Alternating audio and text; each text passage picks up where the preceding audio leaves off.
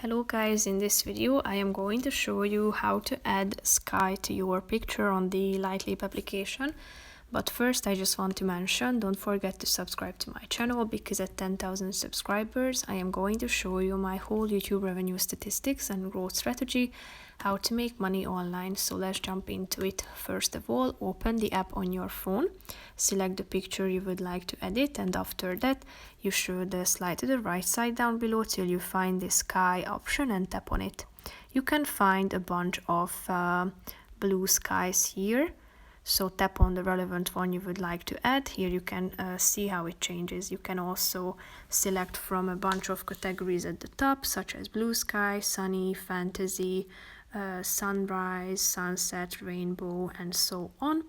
So tap on the relevant one that you would like to use, and as you go back you can see how it looks like. So just tap on it. Click on the check mark icon down below, and here your picture has been updated. So that's pretty much it for this video, guys. See you in the next one. Bye bye.